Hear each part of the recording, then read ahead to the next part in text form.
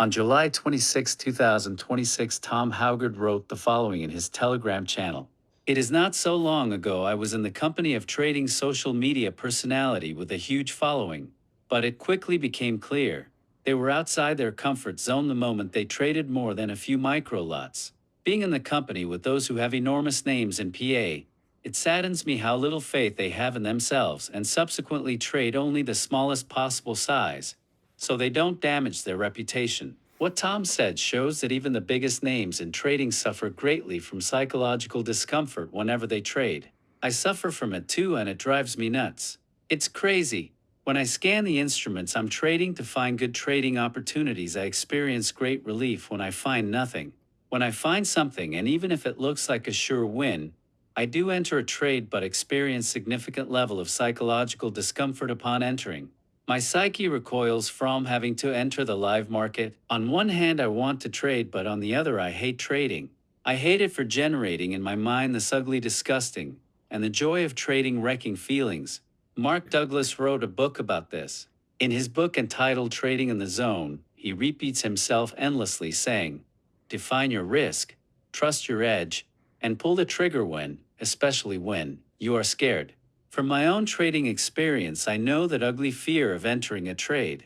And as I understand it, I don't really fear losing money being disciplined and not risking more than 1% of my account per trade. When my whole psyche recoils from having to enter a trade, it doesn't recoil from risking 1%. It recoils from the prospect of losing and suffering from that loss. The psychological suffering resulting from trading losses can be very intense, and even the best traders are not immune to it. When I stop talking to you, I will play for you a recording by the great Tom Haugard, the recording he made after losing big in the market. Did Tom hate trading when he was in the state of psychological suffering? I think he must have hated it. And here is the promise Tom Haugard's wailing after losing big, and for a long time.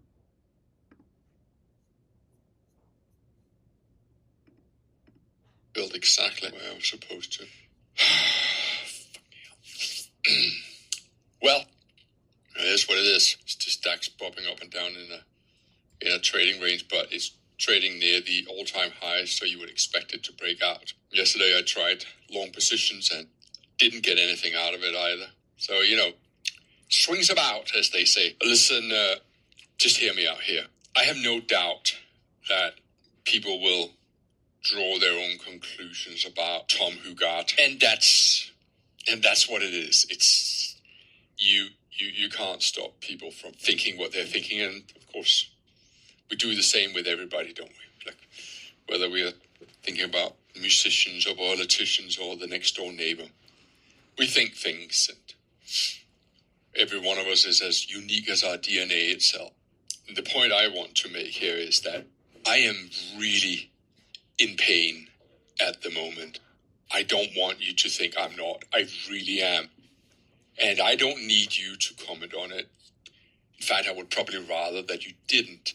But I still need to tell you that I am in pain, not to garner sympathy. I don't care for sympathy. All I ask for is patience.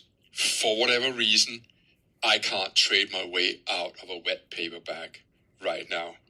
And my confidence is shot to pieces. Just saying it as it is. But it is. That is how I feel. And I'm using every ounce of my mental energy to get out of this rut. I am. And I'm not going to say, I'll get out of it, because I don't know when it will happen. Generally, I don't. And I don't want to be blasé about it.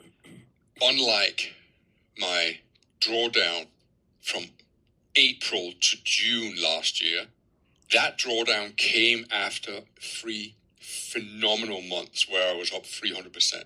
That is a luxury I don't have right now.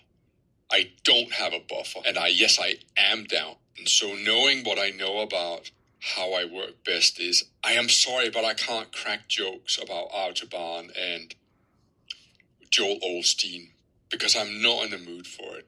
I'm in a really bad place emotionally, because trading for me is an extension of not only how I make my living, but also what I identify myself with. And if you identify yourself with being a high-stake trader that is ruthless and all of a sudden, 3 or 4 weeks going, can't hit anything, it kind of takes its tolls. Well, it does. And so, of course, you are free to think what you want to think, and I can't stop anybody from thinking, and I don't much care what people are saying either. That's not to say that it doesn't hurt when on social media you read things that are blatantly lies. But I also learned through my exposure with social media that you might as well be punching a duvet because it makes no difference what you say. And you just, I've had to come to just accept that, even though I think it is unjust what is being said. And this little speech here, this monologue, is not about whether I feel that I've been unfairly treated or not. I have every bit of criticism coming to me when it comes to my trading. I get that, and I accept that. Anybody who witnessed my trading yesterday could have a fair point to saying, hang on, you're down 20,000 on the morning, and then you have a great Dow trade that you don't add to.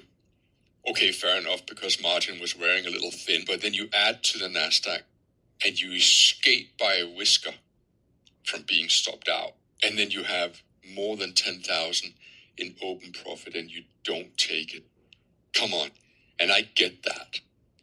I just want to remind you that what I'm trying to do is to just follow the process. And the process for me is, well, if I did take the profit, and I accept that there have been many times in the last month where I, granted after the fact, should have taken the profits a lot sooner. This would have been a very, very different year for me. And maybe there is some lessons in me, that it's still some lessons that I have to learn about taking profits. And the irony here is that when I go out and I stand on a stage and I say to people, I always try to do exactly the opposite of what the masses want to do. So the masses are quick to take profits, so therefore I can't be quick to take profit. The masses will never add to a winning trade, so I will add to a winning trade. The masses will, in a quick whiz, add to losing trades, so I'll never add to a losing trade. But no matter seemingly what I have done, I simply cannot string together more than 2 winning days. So therefore, as we speak, I'm down about 30% on my account. It's not quite the point where I have to refund, but it is that point where I, like this morning, are treading very carefully and rebuilding my confidence while still staying true to the principles that has made me a profitable trade. Now, am I making a mountain out of a molehill? No, I don't think I am. But my friends think I am. They will be quick to point out that 2020 was a multi-million pound. But to me, that's a bit like saying to an athlete, yeah, but you won Grand Slam in 2018 or in 2019. But I also know that they're going to say, yeah, but that was 5 years ago. This is now. I want to win now. It doesn't make blind bit of difference how much I won last year. This is a new year, and that's who I am. And so I have to be allowed to sit with that pain, because that pain, I hate losing. I hate losing so badly. And the irony is that I'm the guy who wrote Best Loser Wins. It's the worst feeling in the world to lose. Do you know, as you know, I'm divorced. And, divorces are never easy on anybody. Whether you're the one who's breaking up or you're the one who is being broken up. But one thing that did come out of it was that you also got an appreciation from someone who, at one point deeply cared about you. And she said, it doesn't matter who he plays, whether it's our son, he will always want to win, which I didn't think was very flattering at the time, because I think that when I am together with my children and children in general, I will let them win because, it's important to boost their confidence. I'll make it sound like I'm doing my best. But yeah, so I guess I just need to be allowed to wallow in this pain, because that's my fuel. And I think the thing that hurts the most in social media is when people say, oh yeah, he's just trading a demo account. It's like, oh, come to my office and feel the pain, because it's palpable. Anyway, so I've been trading for an hour. Didn't make anything in the DAX. DAX is just sitting at the top of the range. No doubt, buying dips seems like a good idea. I sold short a double top in the FTSE, and, well, at best I got 5-6 points out of it. But now, well, the FTSE is just on a tear. I am glad I had a stop loss in there. But so that's what's going on, ladies and gentlemen. And there's no doubt about it. I am not a course salesman. I am not someone who generates his income from selling YouTube ads. It's just, and when you just have yourself to rely on. And if you are anything like me, it might be a good idea just to acknowledge that and be true to those feelings. Okay, what do I need to do to get out of this? Do I need to step back? And for me, I don't want to step back. I don't believe in stepping back, but I do perhaps believe in being far more selective. And that in itself is also an exercise in discipline. It's, I'm going to take this DAX trade here, and if it doesn't work out, then I'm going to walk away. And yes, I know that the DAX is currently 10 points in my favor, but I got stopped out because I moved my stop loss. And that has been the story over and over. So I'm going to leave it at this. So now you know something about me. You take care of yourself. Bye-bye.